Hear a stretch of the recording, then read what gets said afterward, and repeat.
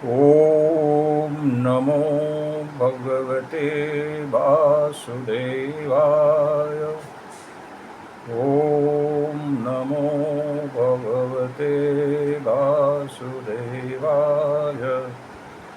ॐ नमो भगवते वासुदेवाय। मित्रों, आज मैं श्रीमद् भगवत गीता को लेकर आपके समस्त पुनः प्रस्तुत हुआ हूँ। आशा है आप कुशल मंगल होंगे और आपकी जीवनचर्या भी कुशलपूर्ण चल रही होगी।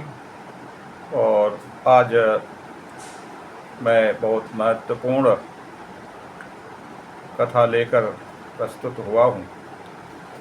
श्री कृष्ण भगवान ये कहते हैं कि आपको कुछ भी बुद्धि लगाने की ज़रूरत नहीं है, बल्कि समस्त कर्मों को मुझ में अर्पण कर दें और अर्पण करके अपना निर्मम होकर आशा रहित, बिना फल की चिंता किए, बिना सिद्धि और असिद्धि की चिंता किए आप कर्म करते जाएं। फल देने के लिए तो मैं बैठा ही हूँ, फल तो मैं दूंगा ही आपको, इसलिए आपको कोई चिंता करने की ज़रूरत नहीं है। कृष्ण भगवान हमारे समक्ष आकर हमें ये अपना मत सुनाते हैं। देखते हैं श्लोक में। और निवेदन वही है कि आप लाइक कर दिया करें, कमेंट तो बिल्कुल करते ही नहीं। इसमें कोई पैसा नहीं लगता, 1 सेकंड का काम है। एक शब्द राधे राधे लिख दीजिए, जय श्री कृष्ण लिख दीजिए, ये तो अपने धर्म की ही बात है। अब मैं चलता हूँ श्लोक में। मयि सर्वाणि कर्माणि सन्न्यस्य आत्मचेतसा निराशी निर्ममो भूत्वा युद्धस्व विगत जरा। श्री कृष्ण भगवान कहते हैं कि हे अर्जुन, तुम अपने समस्त कर्मों को मुझ में समर्पण कर दो। सभी कर्म मुझ में समर्पित करके और अपने बुद्धि से, अपने समस्त ज्ञान से सोचकर ये ऐसा समझो कि मैं तुम्हें संभालने के लिए हूँ। इसलिए समस्त कर्मों को ध्याननिष्ठ मुझ में हो, ध्यान तुम्हारा मुझ में हो। कार्य करते समय पूरी आस्था ईश्वर में हो, ध्यान ईश्वर में हो, और ईश्वर को ध्यान में करते हुए हम सभी कर्मों को उनमें समर्पण कर दें और अपना कर्म करें, और उसमें किसी प्रकार की आशा में न पड़ें और ममता रहित होकर और संताप रहित होकर हम अपना कार्य करें, तो हमें उस कार्य के फल की न तो चिंता होगी और न कोई तनाव होगा। वो कहते हैं फल तो मैं दूंगा, फल मैं देने के लिए बैठा हूँ, कर्म करने की केवल आपको आवश्यकता है। वो कहते हैं कि मयि सर्वाणि कर्माणि, सर्वाणि कर्माणि समस्त कर्मों को, सन्न्यस्य मयि मुझ में समर्पित करके, आध्यात्म चेतसा ध्याननिष्ठ मुझ में ध्याननिष्ठ होकर, निराश होकर, आशा से रहित होकर, कर्म के फल में कोई आशा करने की आवश्यकता नहीं है, उसके लिए हम बैठे हैं। और निर्ममो भूता, निर्मम ममता रहित होकर आप केवल संताप रहित होकर अपना कार्य करें, यानी स्वतंत्र चित्त से काम करें और अच्छा काम करें, तो फल तो मैं दूंगा। इसलिए इसमें भाव यह है कि समस्त कर्मों को हम जीवन में ईश्वर को समर्पित कर हानि लाभ की चिंता न किए हुए, सिद्ध असिद्ध की चिंता न करते हुए केवल कर्म करें और ये विश्वास रखें कि भगवान तो फल देगा ही। लेकिन कर्म करते समय भगवान को ध्यान में हमेशा रखना चाहिए। आगे वो कहते हैं सावधान करते हुए कि ये मे मतम् इदं नित्यम् अनुतिष्ठन्ति मानवाः श्रद्धावन्तो अनुसूयन्तो मुच्यन्ते येऽपि कर्मपि।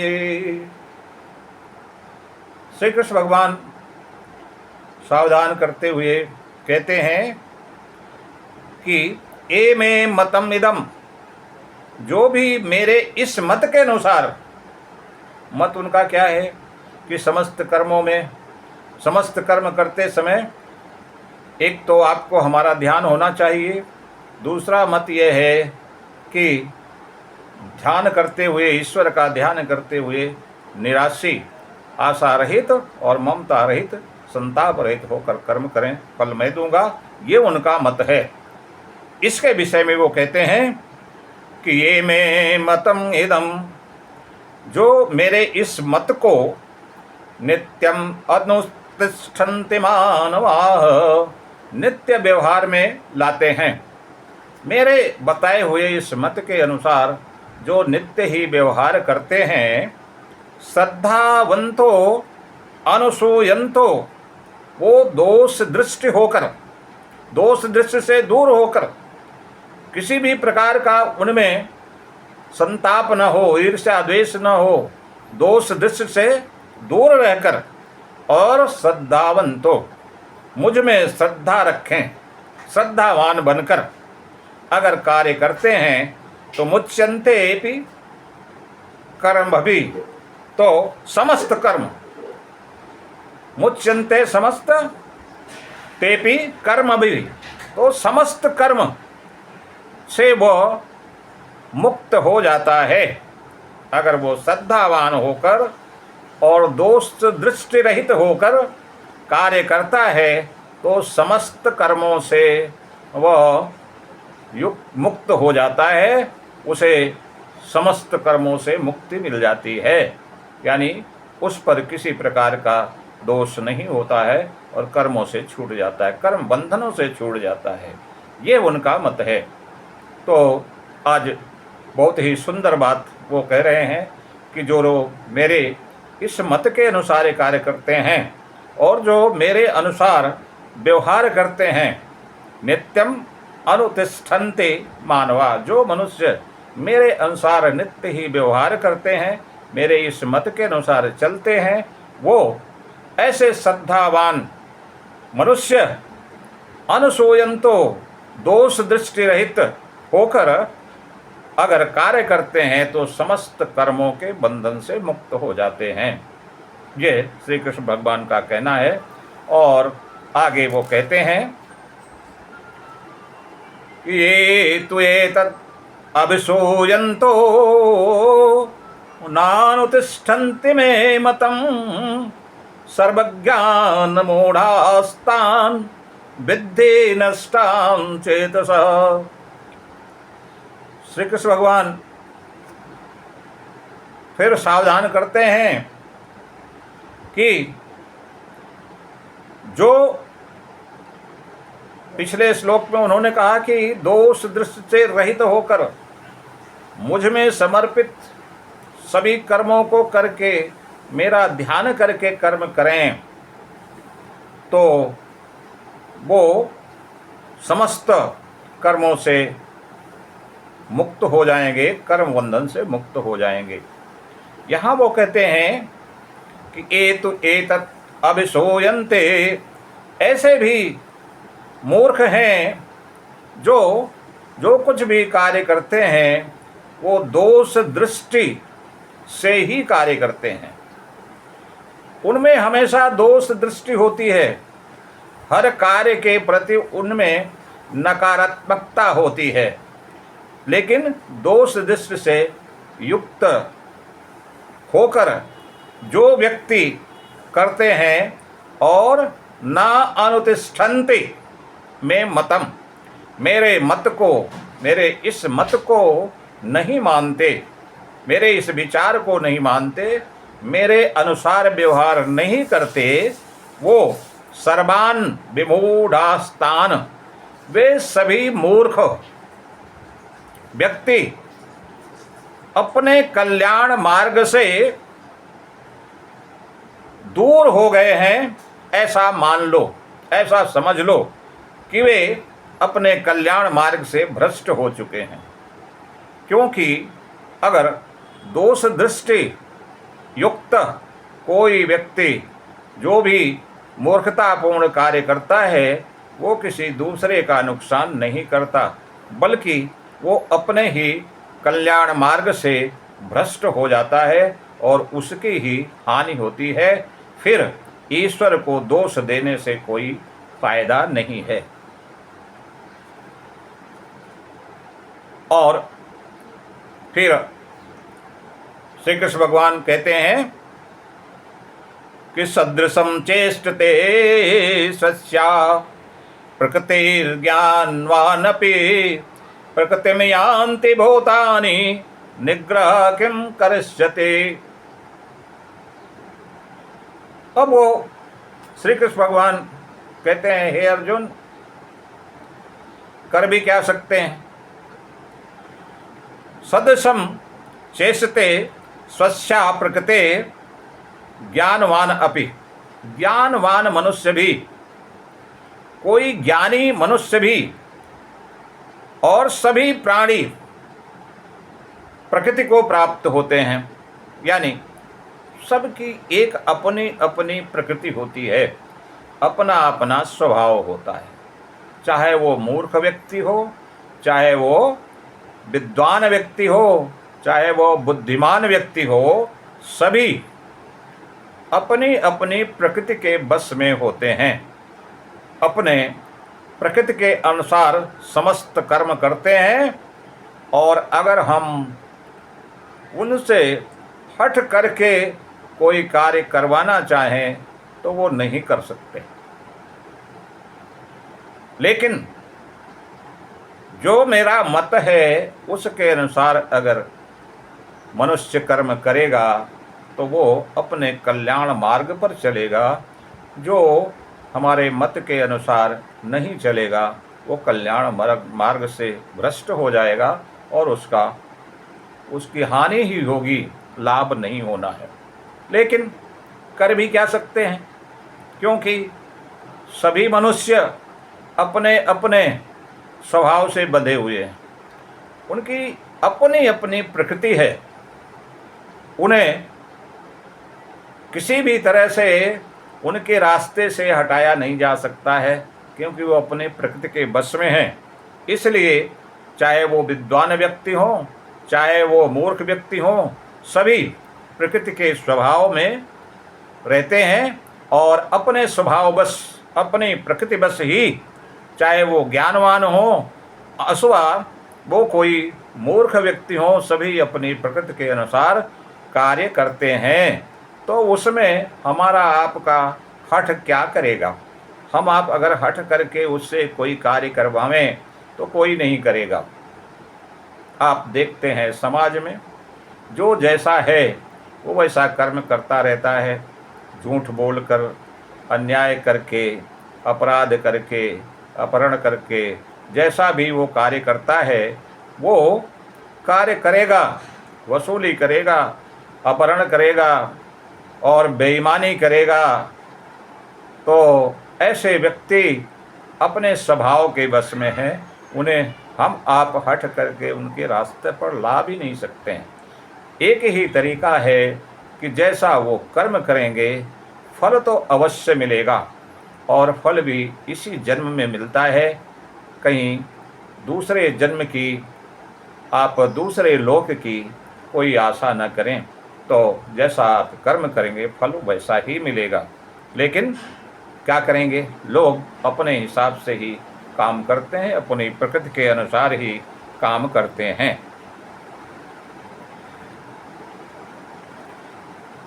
तो आगे वो कहते हैं श्री कृष्ण भगवान से,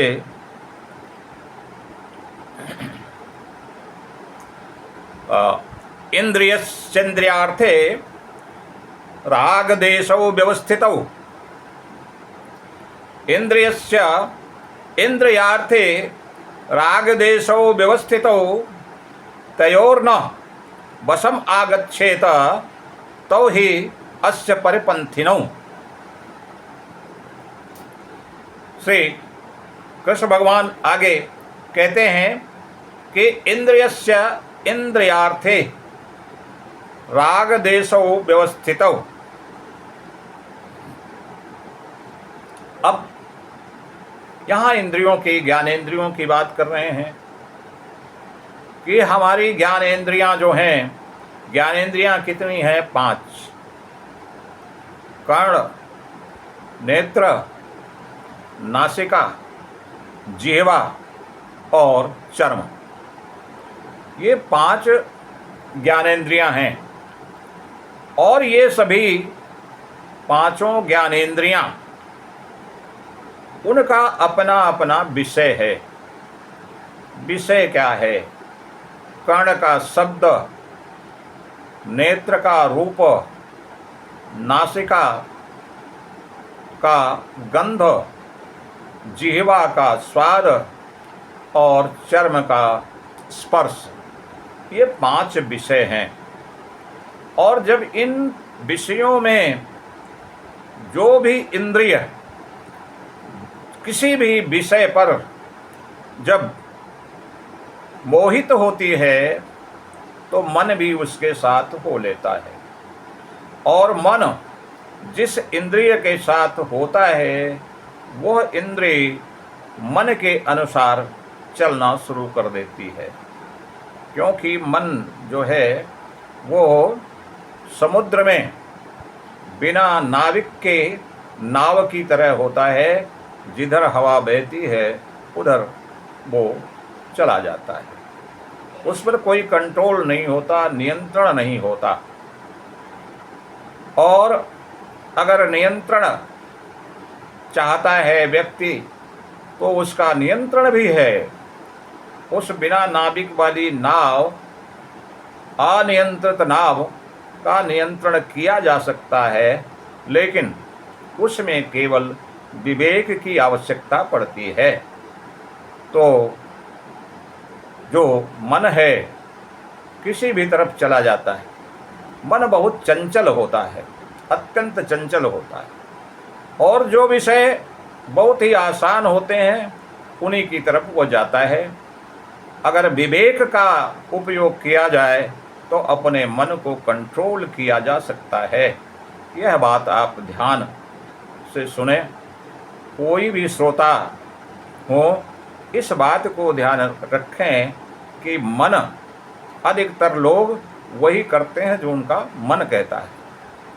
और अगर कुछ कहिए तो कहते हैं मेरा मन, मेरा मन, मैं जैसा चाहूँ वैसा करूँ। लेकिन अगर विवेक है उनके पास तो मन को कंट्रोल करेंगे, इंद्रियों पर नियंत्रण रखेंगे और इंद्रियां स्वतंत्र ना हो करके मस्तिष्क यानी उनकी बुद्धि, उनका विवेक जैसा चाहेगा वैसा करेंगे। अगर मन उनका भटक भी रहा है तो उस पर वो कंट्रोल कर लेंगे। अब मन तो भटकता सबका है, मन चीज़ ही ऐसी है, मन तो सबका भटकता है। और इसी मन के भटकाव का फल आप ये देख रहे हैं कि आज जैसे जैसे नियम, जैसे जैसे कानून कठिन होते जा रहे हैं और अपराध, नारियों के साथ अपराध अत्यंत बढ़ गया है। और ये थमने का नाम नहीं ले रहा है। ये कोई हम शास्त्र की बात नहीं बता रहे हैं, आप रोज़ देख रहे हैं, रोज़ रोज़ बलात्कार हो रहे हैं, सामूहिक बलात्कार हो रहे हैं। आजकल तो थानों में भी यौन शोषण हो रहा है, हमारे सैनिकों के साथ भी दुर्व्यवहार हो रहा है, उनकी औरतों के साथ भी अश्लील कर्म किए जा रहे हैं। ये सब क्या है? ये सब उन लोगों का है, चाहे वो पुलिस हो, चाहे वो कोई भी व्यक्ति हो, चाहे आम व्यक्ति हो। ये ऐसे लोग हैं जो अपने मन पर नियंत्रण नहीं रख पा रहे हैं, जिनके पास विवेक नहीं है, जिनके पास बुद्धि नहीं है। तो कहते हैं कि अगर ऐसा व्यक्ति जो अपने स्वभाव के अनुसार काम कर रहा है तो निग्रह किम करिष्यस, तो उसमें निग्रह क्या करेगा, हट क्या करेगा। यानी आप कितना भी कानून बना लीजिए, आप कितना भी कड़े से कड़ा, फांसी का भी आज कानून बन गया है, लेकिन उसका कोई इलाज नहीं है जब तक मनुष्य के पास विवेक नहीं होगा, बुद्धि नहीं होगा। और इन सब अपराधों को रोकने का एक ही तरीका है, चाहे वो हमारी सरकार हो, चाहे हमारे परिवार के लोग हों। अगर अपने बच्चों को, अपनों को अगर एक अच्छा संस्कार देते हैं, विवेकपूर्ण कार्य करते हैं, बुद्धिपूर्ण काम करते हैं, बुद्धि का उपयोग करते हैं, तो वो निश्चित ही ऐसे कुत्सित कार्य नहीं करेंगे। संस्कार से सब कुछ होता है। अगर संस्कार अच्छा है, आदमी विवेकी है, आदमी बुद्धिमान है, आदमी ज्ञानवान है, तो वो इन कुत्सित कार्यों में नहीं फंसेगा और अपने मन को कंट्रोल करेगा। तो इस तरह वो कहते हैं कि इंद्रियाणी, समस्त इंद्रियां इंद्रियों के अर्थ में बरतती हैं, इंद्रियों के विषय में बरतती हैं। यानी कान जो है अच्छे शब्द सुनना चाहता है, आँख अच्छे रूप देखना चाहती है, और नासिका अच्छी गंध सूंघना चाहती है, और जिह्वा अच्छे स्वाद लेना चाहती है, चर्म अच्छा स्पर्श चाहती है। तो ये सभी इंद्रियां अपने अपने अर्थों में बरतती रहती हैं, अपने अपने विषयों में चलती रहती हैं, और इन विषयों पर जो कार्य वो करती हैं उसे विषय भोग कहते हैं। तो इस विषय भोग में ना पड़ करके मनुष्य अपने विवेक को और अपने बुद्धि को सही रखे, वो इन इंद्रियों पर नियंत्रण कर सकता है। और तमाम जो हम राग देश पूर्ण कार्य करते हैं, राग यानी कि आसक्ति, जो आसक्ति पूर्ण कार्य करते हैं, द्वेष पूर्ण कार्य करते हैं, वो उनके बस में हमें नहीं होना चाहिए। हमें इंद्रियों के बस में नहीं होना चाहिए, क्योंकि इंद्रियां तो विषय भोगों की तरफ ही ले जाएंगी। मन उनके साथ हो जाता है और वो शक्तिशाली हो जाती है वो इंद्रिय, और उसके साथ वो बह जाती है और हमें पथभ्रष्ट कर देती है। तो इसलिए श्री कृष्ण भगवान कहते हैं कि हमें उन राग द्वेष अथवा इंद्रिय विषय के चक्कर में नहीं पड़ना चाहिए, इनके बस में नहीं होना चाहिए, बल्कि अपने कल्याण मार्ग पर चलना चाहिए कि यूँ हो। ये दोनों ही राग और द्वेष, राग यानी कि आसक्ति, राग और द्वेष दोनों ही हमारे सबसे बड़े शत्रु होते हैं। और अगर हमारे अंदर राग द्वेष न हो, इंद्रियों के विषय जो हैं उन विषय भोगों में हम अपने मस्तिष्क को न लगावें, अगर मस्तिष्क उसमें जा भी रहा है और हमारी इंद्रियां हमारे मन को बहका भी रही हैं, तो हमें अपना विवेक शुद्ध रखना चाहिए और विवेकपूर्ण कार्य करना चाहिए। यह आज की सारी समस्याओं का हल है। कानून बना देना, फांसी का कानून बना देना, अधिक जेल का कानून बना देना, उससे कुछ भी नहीं होने वाला है, क्योंकि आप सामने देख रहे हैं कि जितने कानून बनते जा रहे हैं उतने और अपराध बढ़ते जा रहे हैं। जब तक मनुष्य में विवेक, जब तक मनुष्य में बुद्धि, जब तक मनुष्य अपने इंद्रियों को नियंत्रित नहीं करेगा, जब तक उसका संस्कार सही नहीं होगा, तब तक वो इन अपराधों को हमारी सरकार हो या कोई भी उसे रोक नहीं सकता।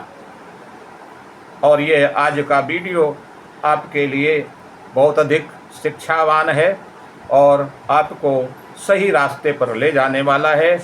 इसलिए आज हम अपने इष्ट भगवान श्री कृष्ण के उपदेश को, उनके मत को मानना सीखें, उनके कहे अनुसार चलना सीखें, तो हमारा कल्याण होगा। वरना हम राग द्वेष रूपी अपने दुश्मनों के जाल में फंसकर अपने जीवन के समस्त उद्देश्यों से भ्रष्ट हो जाएंगे। आज का वीडियो यहीं तक, फिर आगे हम मिलेंगे। ध्यान रखें, जैसा आज का श्री कृष्ण भगवान मत दे रहे हैं, उस मत के अनुसार ही हम अपने ज़िंदगी में चलें तो संसार का कल्याण होगा। आप लाइक न किए हों तो लाइक कर दें और एक शब्द राधे राधे लिख दें या जय श्री कृष्ण लिख दें। ये तो सभी करते हैं, आप भी कर लीजिए। तथास्तु। धन्यवाद। ओम नमो भगवते वासुदेवाय नमः। ओम नमो भगवते वासुदेवाय नमः। ओम नमो भगवते वासुदेवाय नमः। एक बात हम आपको इस मंत्र के साथ बताना चाहते हैं कि यह मंत्र जो है बहुत ही कल्याणकारी है। सुबह शाम अगर आप ये मंत्र किया करेंगे तो आपका कल्याण होगा।